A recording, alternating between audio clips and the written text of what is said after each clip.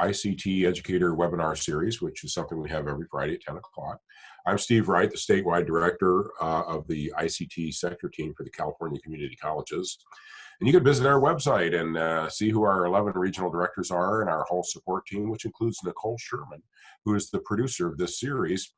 And we decided to offer this series for the benefit of the California Community College faculty, deans, and decision makers, as well as any other related groups nationwide who are interested. We developed it to provide superior information, so you don't have to go to those conferences all over the place. You can get it right here. In the past year, just here's some highlights of some of the great webinars we have, where you can find a wealth of information. All of these are recorded. They're online, chapterized by video, transcripts provided along with all the presentation materials, so you can go back and really get some value out of mining these.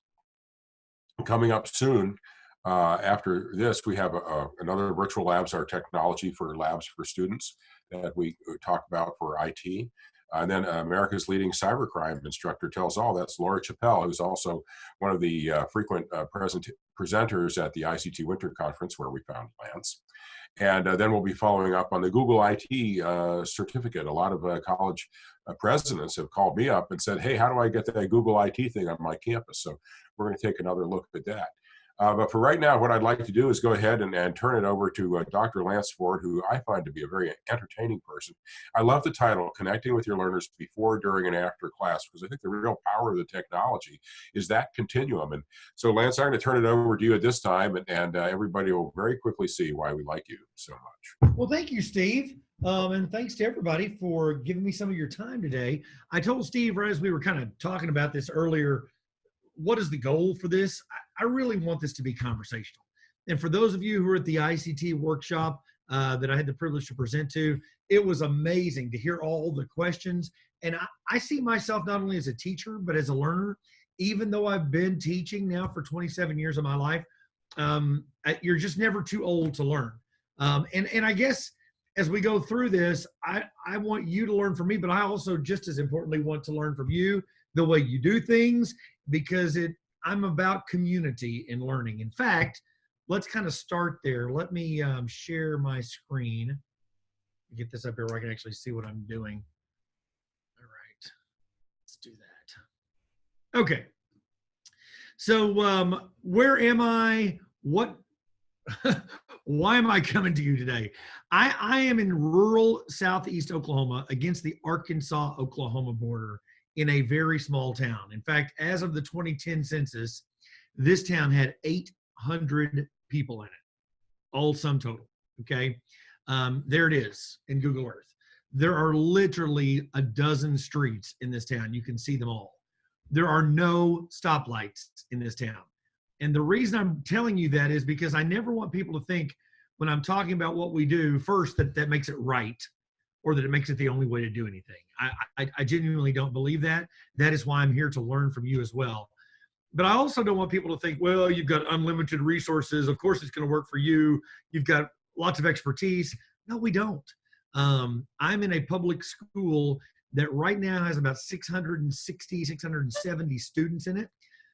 I know based on the number of people that live in this town, that's kind of weird, but just let me say that 60% of our student population are transfers in to the district. Their parents, their grandparents, their aunts, uncles, and maybe the students themselves have said, hey, there's something going on there that we want to be a part of. And in the state of Oklahoma, if you submit an open transfer, we have the ability to accept you. So it's great for us. We've seen our student population almost triple in the last decade and a half with no new business, no new housing, and no new industry. And I guess I should say this up front too. I don't believe that's because of technology.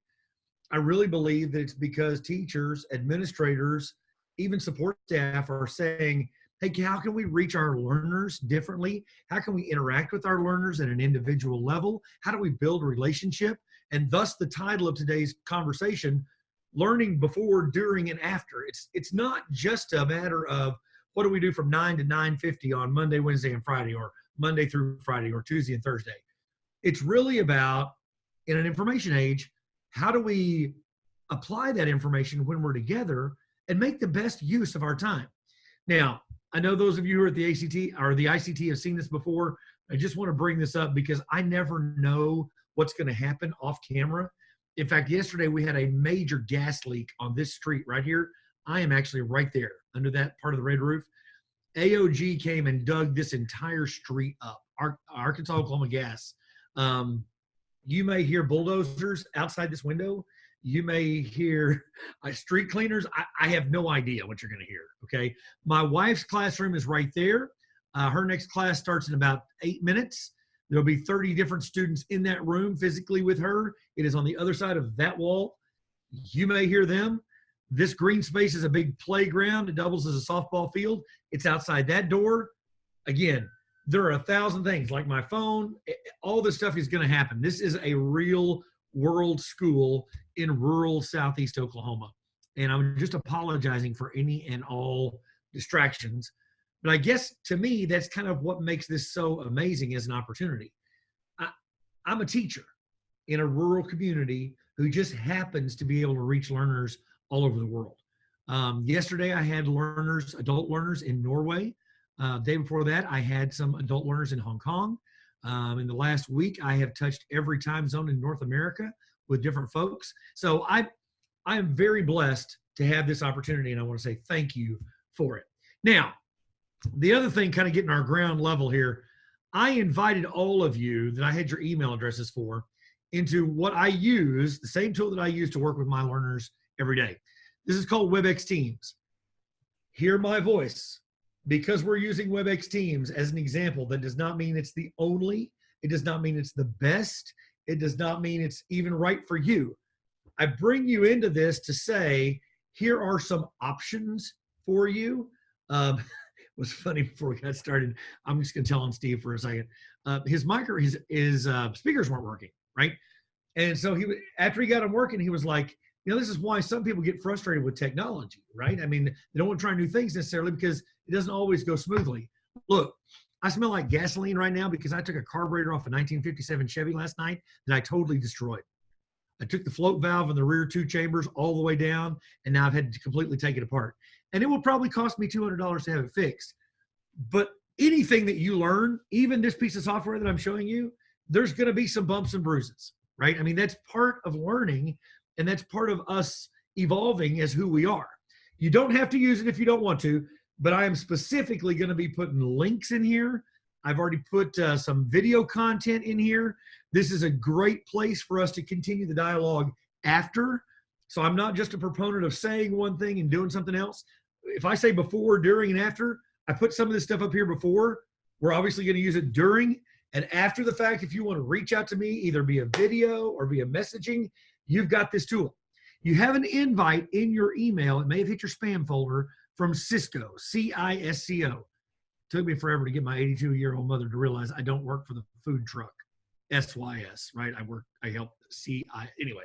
So you have access to this tool. You can use it with your students if you would like to. All you would need to do is go up here to the plus, create a new space, contact a person. Once you do that, you have the ability to add anybody's email internally or externally to your organization. It is a beautiful, flexible, synchronous and asynchronous tool that I use for teaching and learning. Okay. Now, the other thing I did put in here is a PowerPoint. I'm not hip on PowerPoint, but I do like to have some jumping off point for folks to be able to kind of have a sense of flow as to what we're talking about. So without further ado, let's whip that up real quickly. What we're going to talk about today is really how do we work with learners at an administrative level, at a classroom level, at a technical support level. How do we change a culture to set that as an expectation within the organization that what we do as teachers and learners is no longer confined to an 8-to-3 job or a 9-to-5 job. Like it or don't, okay? I'm not here to say it's right. I'm just here to say that last night at 9 o'clock when I was working on the carburetor, this was my best friend, me and old Googs. Google and I got along really tight, and YouTube and I were having a ball, okay? So that's how people expect to learn. We cannot continue this 19th, 20th century modality of, oh, we don't learn anymore because it's after 3, turn that off, and now let's go do something else. It's an ongoing process. Again, we can have an argument about it. You can say, Lance, you're wrong, and I'm willing to say I'm wrong. But that is the expectation that I find in the I'm dealing with kids from 14, and I have some students in my class this semester that are 50, okay, and everywhere in between. That seems to be the new norm. Most of all, in our time together, I want your questions. Now, I'm looking for the chat area. Let me see if I can find it here real quick. Boom, boom, boom. There it is. Yes, I have opened up inside the chat area, I typed hello, everyone, earlier. You can unmute your mic.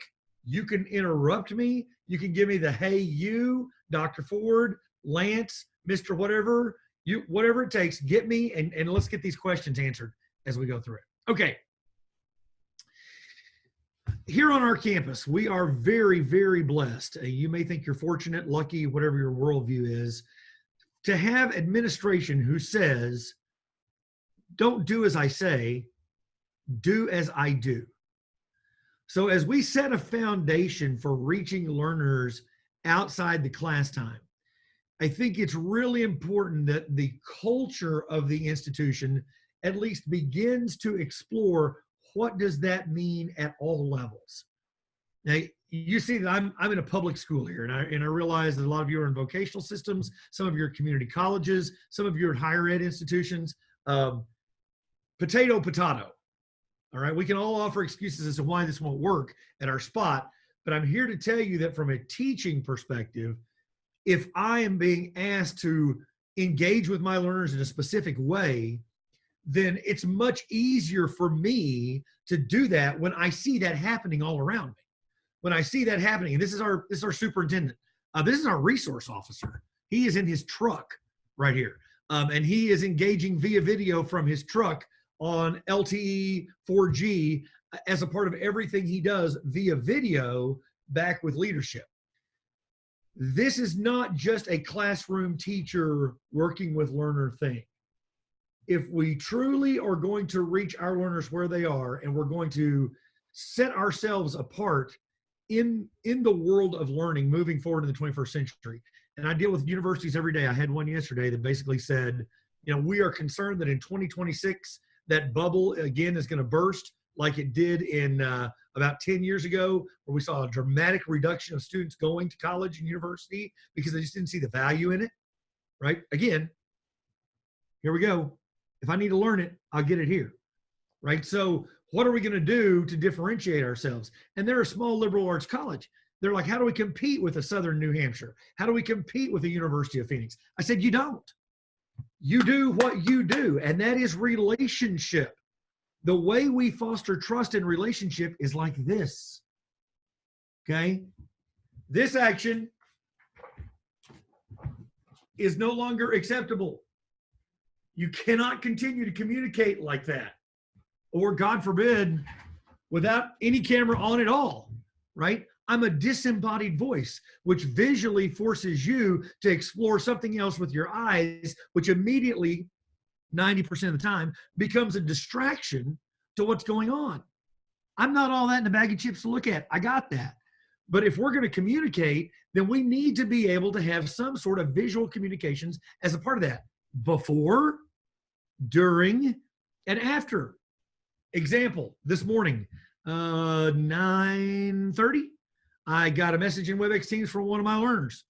She said the following: Dr. Ford, I have my assignment completed. The file is too large to actually push into our learning management system.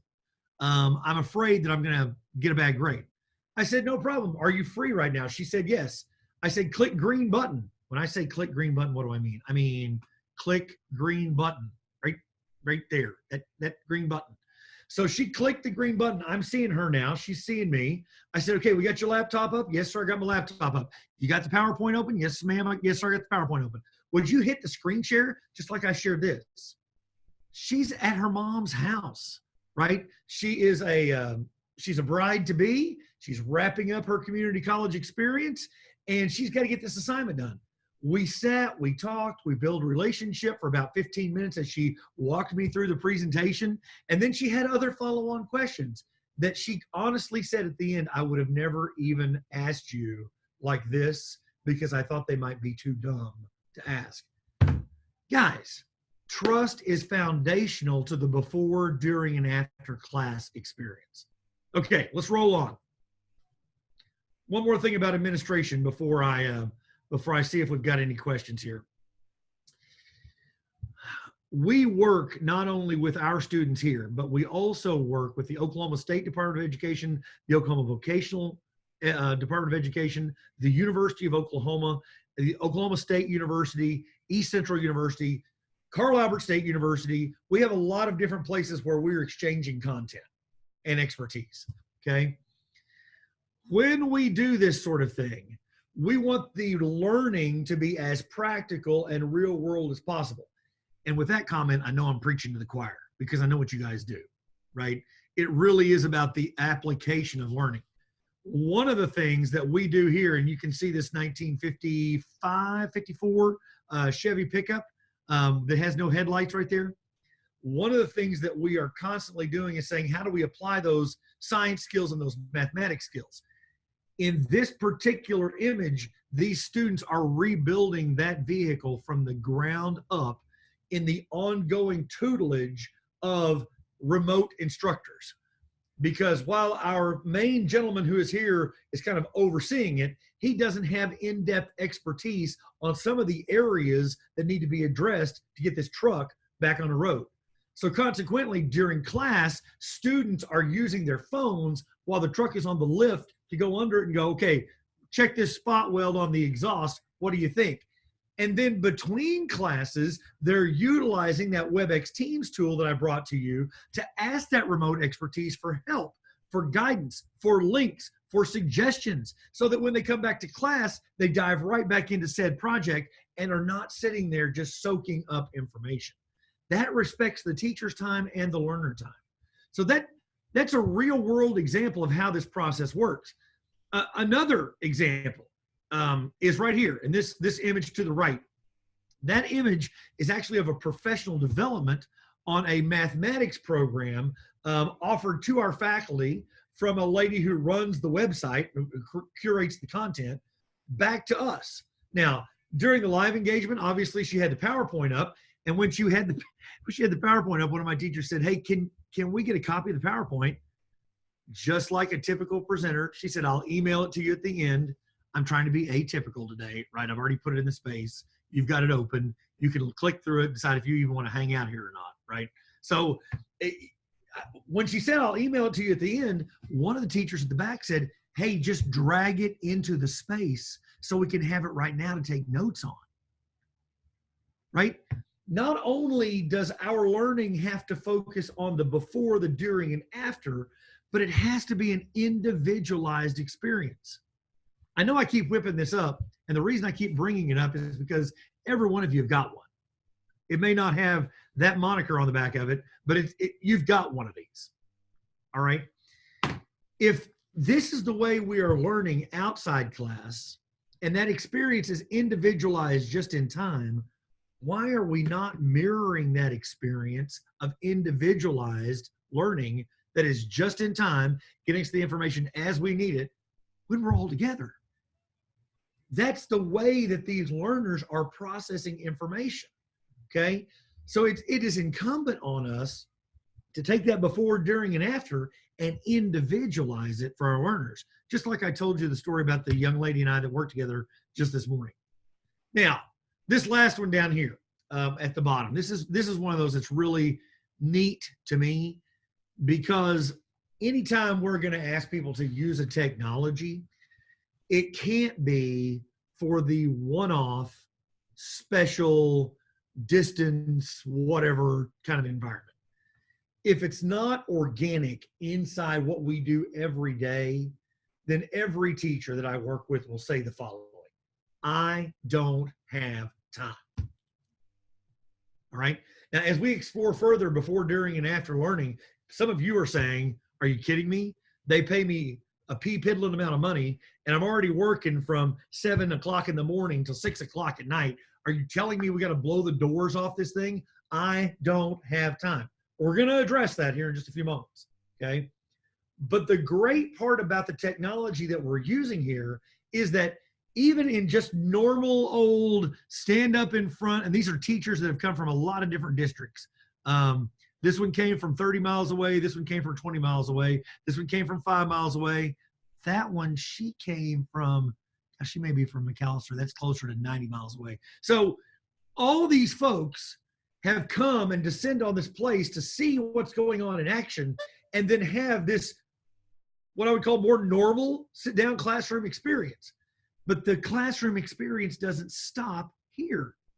They all have their laptops out because they're taking that same piece of software with them after they leave this on-site engagement to continue the conversation amongst themselves and between themselves and the instructional team. That is a part of what we do day in and day out. Those are the, quote, normal classes that we teach.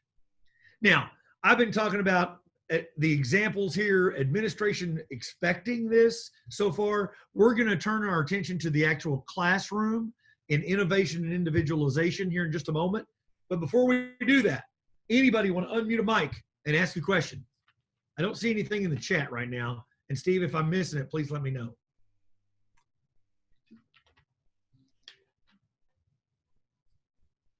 Got a bunch of quiet people this morning, Lance. We do. It's Silence of the Lambs over there. Okay. Fortunately, I don't think I have anybody named Clarice on this call. Okay, good. All right. Anyway, we're gonna forge ahead.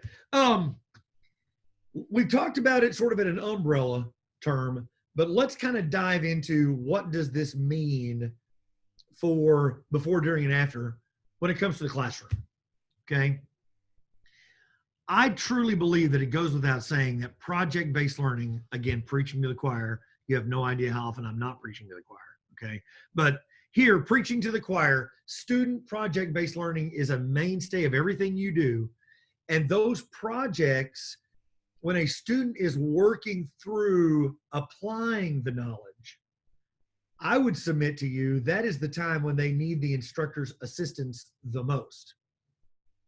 Now, that paradigm for the last 7 or 8 years has been called flipped or inverted learning. To me, it should just be called learning. Information dissemination and digesting those nuggets is something they need to be able to do before they meet with you, so that when it comes to taking those nuggets of information and the things that they've been reading, watching, listening to, and start to apply it. Last night, again, I keep going back to this, but changing that stinking carburetor on that 57 Chevy, I didn't need the guy's help to tell me what to do. I found that here. I needed his help when something went wrong. Okay? Which is while I'm trying to apply the knowledge. Let's respect your time as a faculty member and their time as a learner by saying, let's apply knowledge when we're together. So I can come over your shoulder, so I can assist you with this. Now, obviously, in a rural community, we don't have a lot of on-site expertise that has the variety of knowledge, shall we just say, that our students would like to have access to, because they're trying to do some different things. So one of the ways we do this is with remote expertise. Now, I'm pulling up a picture here to kind of illustrate this point. In fact, I will... since I don't think this one is actually in the PowerPoint, I'm going to go over to WebEx Teams and I will put it inside here. Okay. Now, what you are looking at is a chemistry class. It's an advanced placement chemistry class. The interesting part about it, first and foremost, is that the instructor is not anywhere near us. He's 90 miles away at a sister university called East Central University. Usually he teaches from the university because he has a lot of technology there at his disposal, but the reason I'm bringing this picture to you is because his son was sick and he's actually teaching it from his house via LTE because his internet access stinks at his house like mine does, all right? So he is teaching this class. He's got 3 workstations of kids doing chemistry experiments, just like we're in here today. They are all being seen. They're all being heard back and forth.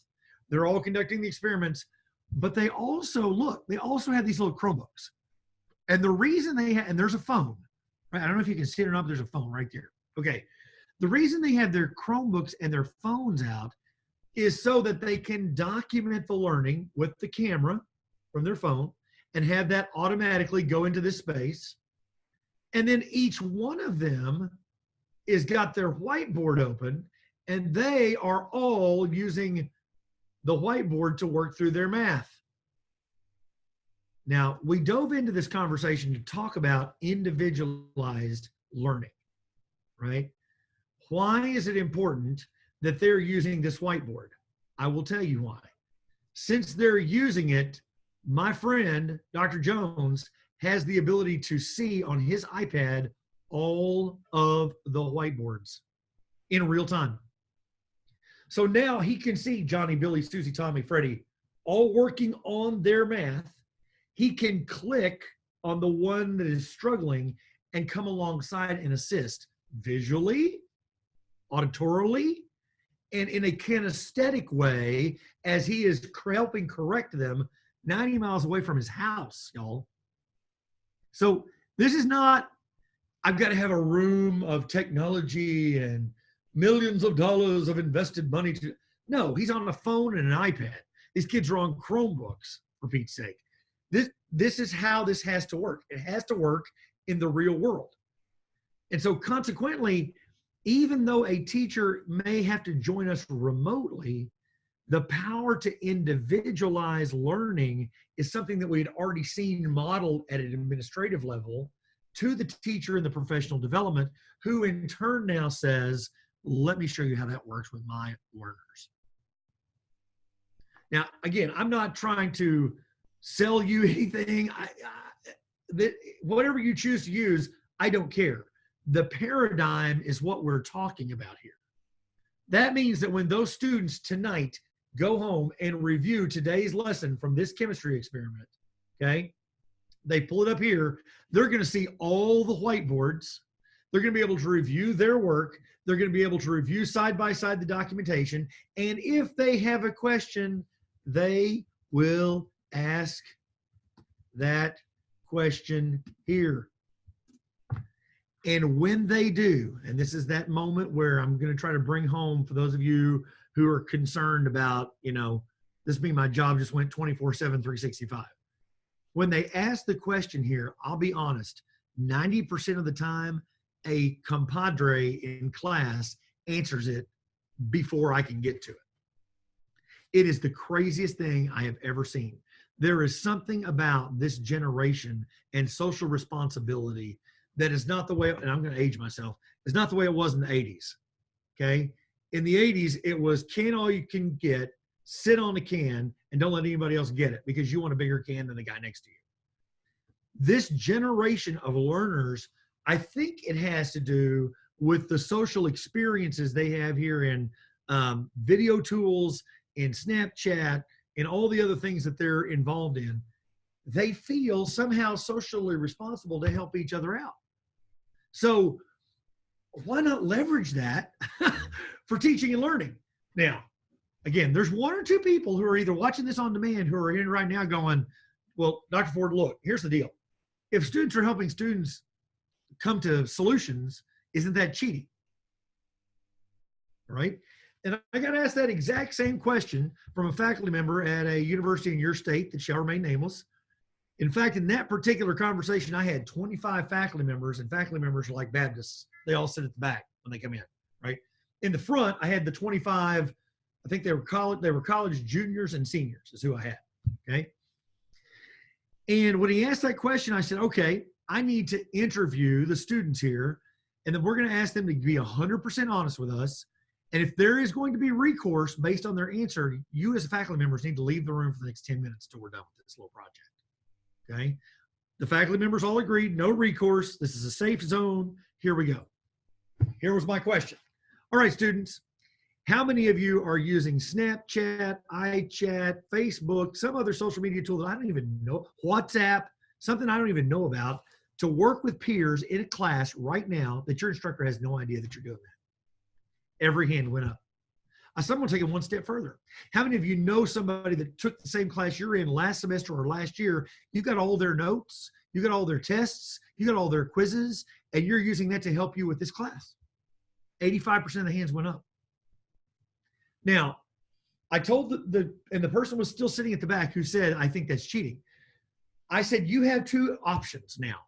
Your option is, this is not happening in my class. Close the eyes, plug the ears, shake your head no, and pretend like it's not happening, which for some people is a valid response. I got that. It's the ostrich response. I'm not saying it's wrong, okay? But if you're conceded that they're doing that and you're concerned about it, I never sent a link to Zoom and had to go to the ICT site to find it. I'm hoping that you are in here now. Let me see who this is. Boom, boom, boom, boom, boom, boom, boom, boom. Oh, hang on one second.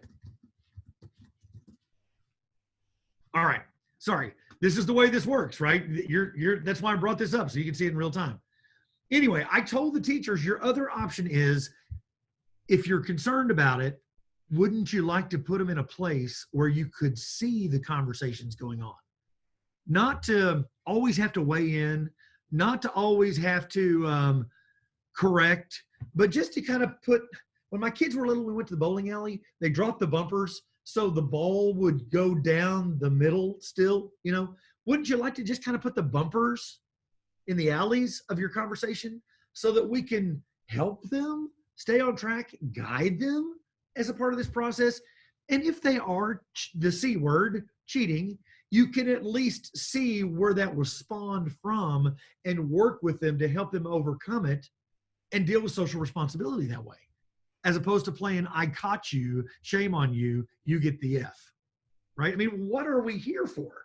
Are we here to play cop, or are we here to help students learn not just the content, but the way they engage in social media beyond the confines of this?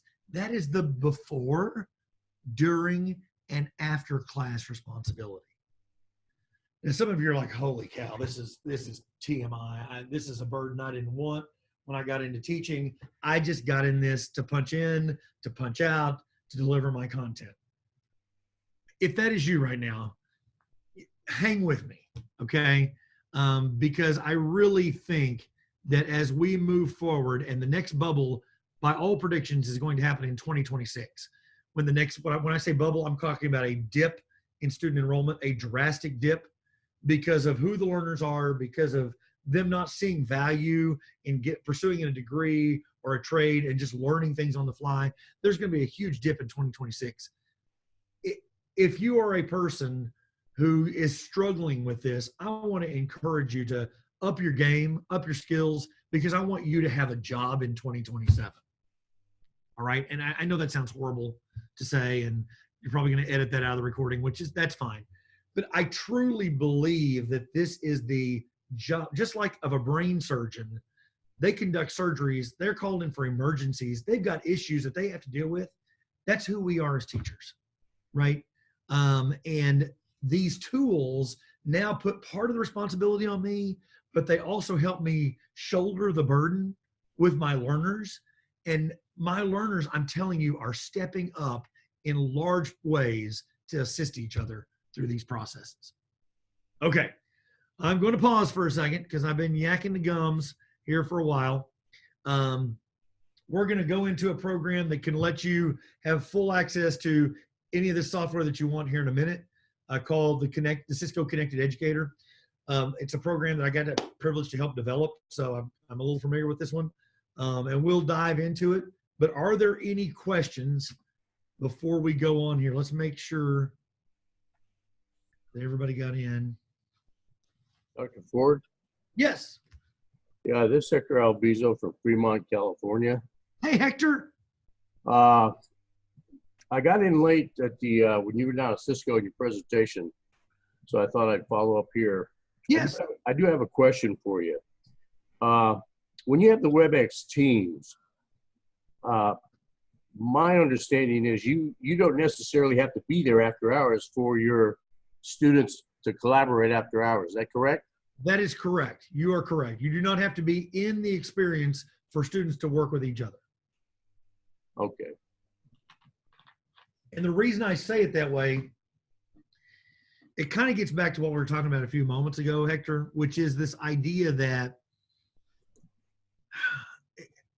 to learn something, to me, the way that I can assess whether or not you learn it is, can you teach it to somebody else? I mean, let's be frank. They can TF, multiple guess, fill in the blank, even essay all day long, shake their little Etch-a-Sketch brain on Saturday morning, rinse and repeat next week, right? But the second that I see you attempting to help someone with a challenge, or maybe even relay or relay the information to the learner, then I know you have accomplished that. And to me, that is an important part of assessing the learner's progress through the curriculum. Now, Allison is saying, first of all, Linda, it's a dark, dark blue. Okay. I will try to find a picture of it and stick it in the WebEx team space. It's a gorgeous car. Number two, Allison is saying, the students with all their devices, doesn't that become a distraction as a part of learning? It's interesting to me that we do these sorts of events, because I'm going to go out on a limb and say 50% of you have either minimized me, or you've got another laptop open, or you're checking email on your smartphone. And based on just pure statistics, that number is probably pushing 85 to 90%. Okay. And some of you, then your response is, well, I'm not going to be tested over this. Whoa, whoa, whoa, whoa, whoa, whoa, whoa. If the reason we're teaching is to help students get through a test, we're not providing the service that they need in a 21st century information age. Otherwise, they'll stop coming to class. That's what I talked about a minute ago, and just read it all online when they want to, and then take the test, right? So when we talk about distractions, yes, I'm not going to argue that, Allison, it can be a distraction inside the class. However, part of what I'm teaching is how you balance those distractions and still engage with the learning process.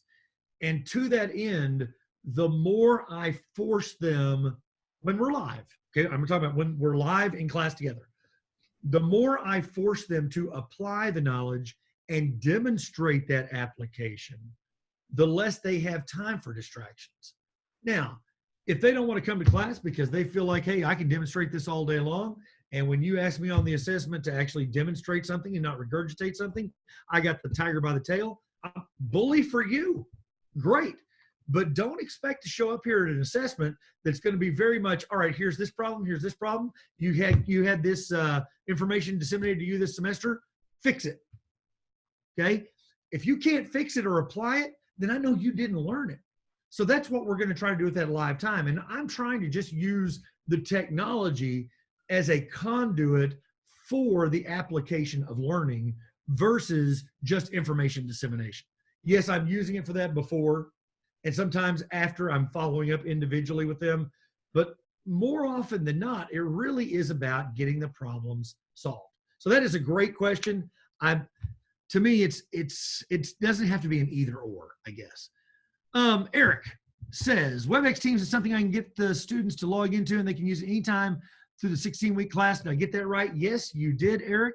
The challenge with the free version that you're now in is that you can only host live video calls with 3 participants. Thus, let me show you how you get the fee version for free. Okay. Now, nothing in life is free. So, yes, nicely done, Eric. So nothing in life is free. And I would never try to elude that to you. So what this is going to cost is your time. What I'm about to show you is going to cost time. It's not going to cost money. Let's see if I can pull up. Here we are. Good deal. Let's go new tab. You can see I'm looking up new carburetors now because I may have blown mine up. And yes, that is a distraction for the record. I am at the Center for Interactive Learning and Collaboration, cilc.org/badges. And I'm going to take this and I'm going to go into the chat and I'm going to put it there so you guys can link to it. I'm also going to put it here inside WebEx Teams. So for those of you in the recording who may not have access to the chat after the fact, it's in there, okay? This is a program called Cisco Connected Educator. Now, first of all, what does the license entail? Number one, it includes WebEx meetings, WebEx Teams, WebEx events, which is your ability to broadcast up to 1,000 people simultaneously. Not that you want to do that, but you can. Okay. WebEx Teams is that experience that we've been talking about. WebEx meetings is sort of the Cisco version of Zoom. All right. That's what it is. And so it includes all of those different platforms, up to 200 people simultaneously in a call, in Teams, in meetings, 1,000 people you broadcast out to in events. There's one called support. And in WebEx support, you have the ability to actually make yourself like a help desk, right, through that tool. There's also, and I think this is the most important thing for me about the license, it includes unlimited cloud-based recording storage. So it's all in MP4. And I think, let me roll this one more thing here up. Whoops. Come on, Lance. There we go. Let me log in and show you this, because when we say unlimited cloud-based recording storage, some of you guys are like, well, we have ADA requirements on, closed captioning and stuff like that. This is a recording I made for class last week, I guess, as the new semester was getting started. And you will see that a part of the unlimited recording storage includes the speech to text. Hello, everybody. Dr. Ford here. Yep, Hey, turn that down. It includes the closed captioning, but the actual speech to text is a transcript, right? So if I'm looking for a term like midterm, there it is in the transcript. I click there, it fast forwards to there. I hit play, and now I'm playing from that point on. So that's a part of the unlimited recording storage, is the speech to text and the transcripting too. Now, what do you have to do? Well, there's a couple of things.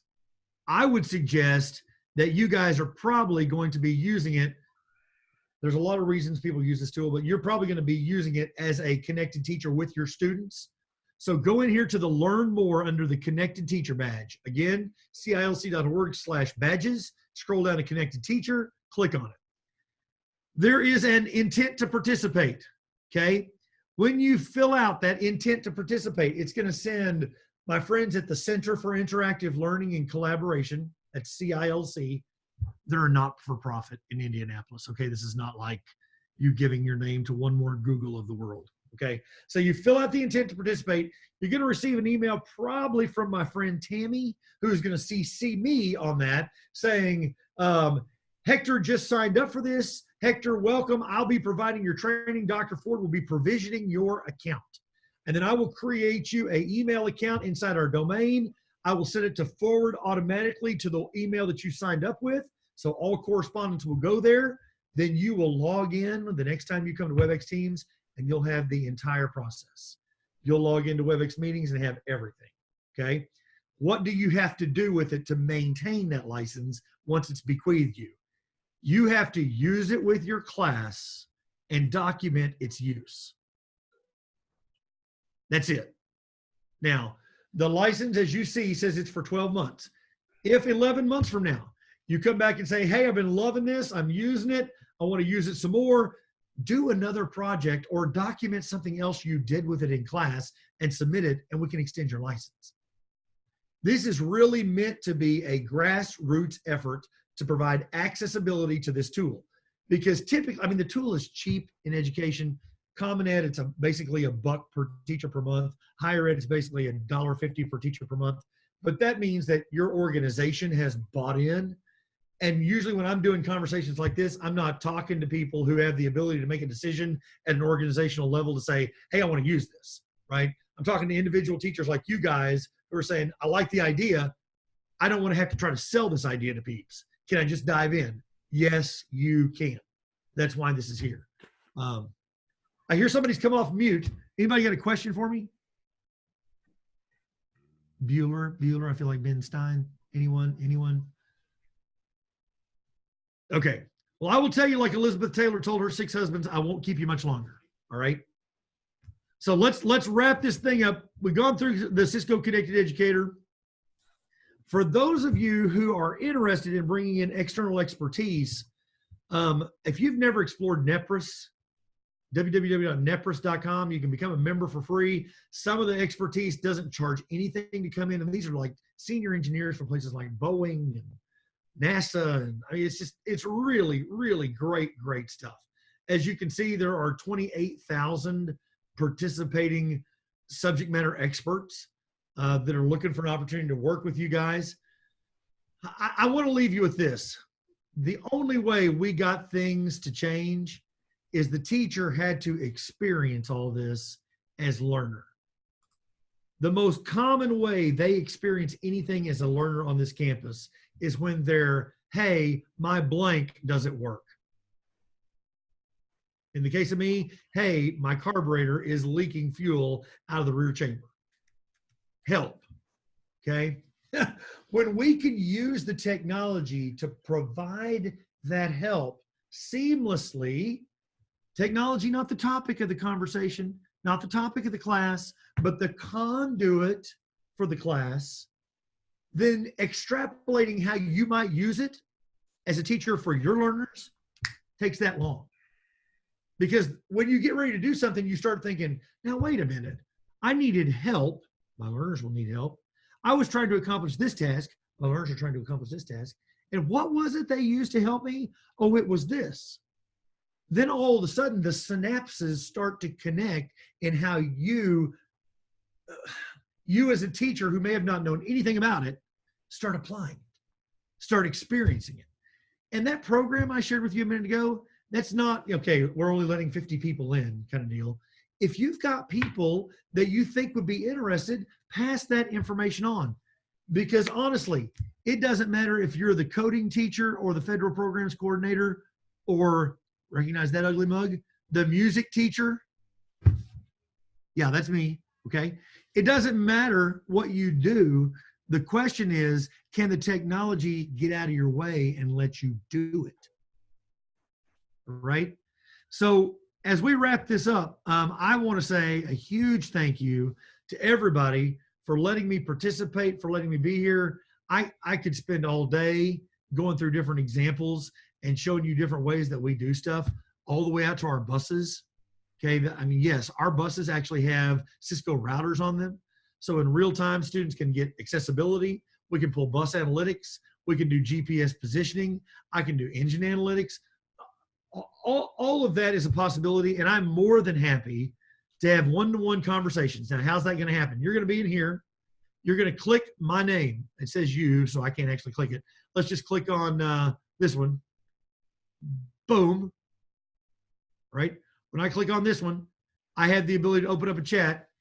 Yes, one of those is a recording, but the others are ebooks.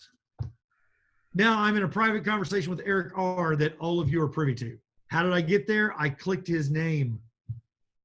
Okay. So if you think to yourself, this question seems kind of basic, don't really want to just put it out there for God and everybody in this large group of now 52 people. Okay.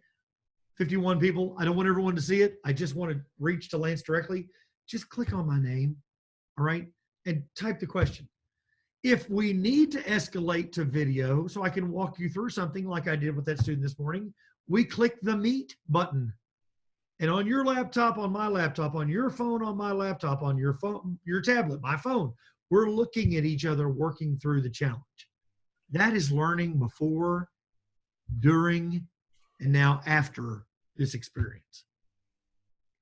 Steve, I guess I'll pitch it back to you, brother, if there are no more questions for me. Well, I actually have a question myself, and I remember a comment you made at the ICT Winter Conference. It has to do with the fact that maybe not everybody has this kind of equipment at home. What kind of device they have or whatever. Is this kind of approach you're taking just available to people who have technology, or what's your read on how prepared students are to participate?